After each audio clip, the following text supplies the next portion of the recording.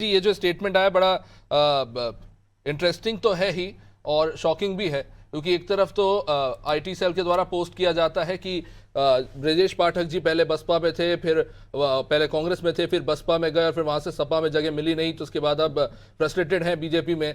इस तरह के बयान दिए गए और फिर उनके डीएनए में खोट बता दिया गया और बाद में आगे लिख देते हैं कि उनका डीएनए सोनगाक्षी और जीबी रोड का है। तो क्या जो कांग्रेस और बसपा है, I don't want to speculate, but ये मतलब निकल रहा है, क्या सपा और बसपा को ही ये लोग अपने आईटी सेल के मैसेज के द्वारा कंपेयर कर रहे हैं जीबी और सोनगाक्षी से? देखिए अभिषेक जी, मुझे लगता है कि एक समय था जब लोहिया जी और जनेश्वर मिश्रा जी, मुलायम सिंह यादव जी राजनीति किया करते थे। उस समय दल चुनाव लड़ते थे, दिल नहीं लड़ते थे। आज की तारीख में मुझे लगता है कि समाजवादी पार्टी समाजवाद को भूल के इस तरह की टिप्पणी कर रही है, जो निश्चित रूप से निंदनीय है। किसी को व्यक्तिगत रूप से इस तरह की टिप्पणी, वो भी उनकी आईटी सेल द्वारा किया जाना, जिसपे आप ये भी नहीं कह सकते कि अब से कि ये अभिषेक जी का व्यक्तिगत बयान है या फला नेता का व्यक्तिगत बयान है। इसमें समाजवादी फंस गई है पार्टी, मुझे लगता है।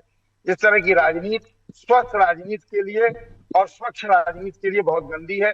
अगर स्वच्छ राजनीति और स्वस्थ राजनीति करनी है तो इस तरह से समाजवादी पार्टी हो या अन्य कोई राजनीतिक दल हो, उनको अपने नेताओं पर तत्काल प्रभाव से कार्रवाई करनी चाहिए, जिससे इस तरह की बातें आगे न बढ़े। पर नीरज अब जी, जो इस जी जी अपनी बात पूरी कर लीजिए। जी जी, मैं ये पूछना चाह रहा हूं सर, और ये दोनों ही राजनीतिक दलों के लिए, क्योंकि आरोप तो दोनों ही लगाते हैं कि ये भी इस तरह के फुहाड़ बयान देते हैं और हमारी तरफ से भी आए हैं। वो तो खैर अखिलेश जी कह रहे हैं कि समझाएंगे, लेकिन सवाल ये है, एक्चुअली एक इंटरव्यू में जावेद अख्तर साहब से पूछा गया था कि आजकल ये फिल्मों में और ओटीटी में जो सीरीज और ये सब आ रही है, इनमें गालियां बहुत बढ़ गई हैं, क्या कारण है इसके पीछे? क्योंकि कॉमन परसेप्टिव ये कि इस तरह की मूवीज जो रहती है चलती बहुत है, लोगों में पॉपुलर हो जाती है। जावेद अख्तर साहब ने जवाब दिया था कि जवाब आपके शब्दों में गहराई होगी, जब आप जो लिख रहे हो उसमें सच्चाई होगी, लोगों से रिलेट करती होगी और उसमें आपकी कला का इस्तेमाल होगा, तो आपको अपनी शब्दों में गालियों का इस्तेमाल नहीं करना पड़ेगा। गालियों का इस्तेमाल इसलिए किया जाता है क्योंकि ये शब्द सस्ते हैं, लोगों तक तेजी से पहुंचते हैं, लेकिन ये लोगों को इन्वॉल्व नहीं कर पाते, कुछ सेकंड तक टिक पाते। लेकिन जो बेहतरीन फिल्में होती हैं वो सालों साल देखी जाती है, गालियां टिक नहीं पाती। तो आज लगता है राजनीति में भी वही स्थिति है कि तुरंत लोकप्रियता पाने के लिए, तुरंत कैमरे के सामने दिखने के लिए जोश में आके, चाहे नेता हो आईटी सेल हो, बयान दे देते हैं और बाद में लीपापोती शुरू हो जाती है।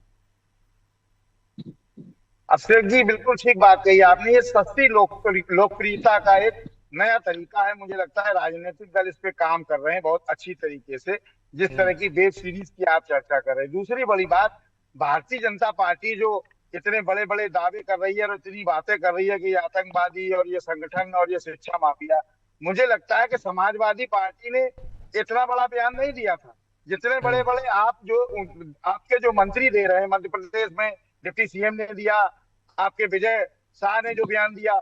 आप यही नहीं देख पाए कि सेना के कर्नल सोफिया जी के परिवार की 3 पीढ़ियां कहां से आई हैं और क्या क्या उन्होंने देश के लिए बलिदान किया है, और आप उन पे टिप्पणी कर रहे हैं, आपके मंत्री टिप्पणी कर रहे हैं, आप उनके खिलाफ कार्रवाई नहीं कर पा रहे। तो मुझे लगता है कि एक उंगली अगर आप शेख जी मैं आपकी तरफ उठाऊंगा तो 3 मेरी तरफ भी जाएंगी। जो ज्ञान और तमाम स्वच्छता का पाठ भारतीय जनता पार्टी समाजवादी पार्टी को पढ़ाना चाह रही है, मुझे लगता है कि उनको अपने मंत्रियों को भी पढ़ाना चाहिए। और सबसे बड़ी बात, कोई भी राजनीतिक दल हो, इस तरह की अगर बात है, टिप्पणी करता है उनका कोई मंत्री, विधायक या आम आदमी, आम कार्यकर्ता, तो पहले पार्टी स्तर पर ही अगर उसको तत्काल रोक दिया जाएगा और उसके खिलाफ कार्रवाई हो जाएगी, तो मुझे लगता है कि स्वच्छ और स्वस्थ राजनीति इस देश में संभव है। नहीं तो राजनीति का स्तर गिरता चला जा रहा है। इनके भारतीय जनता पार्टी के मंत्रियों ने तो उत्तर प्रदेश के सदन में बयान दिया था कि जमीन बेचकर आप पैसा लाए हैं क्या समाजवादी पार्टी के राष्ट्रीय अध्यक्ष के खिलाफ। तो मुझे लगता है कि पहले अपने गिरबान में भारतीय जनता पार्टी को झांकना चाहिए, फिर तमाम तरह के आरोप प्रत्यारोप लगाने चाहिए। जी अभिषेक जी। ठीक है चंद्रमोहन जी।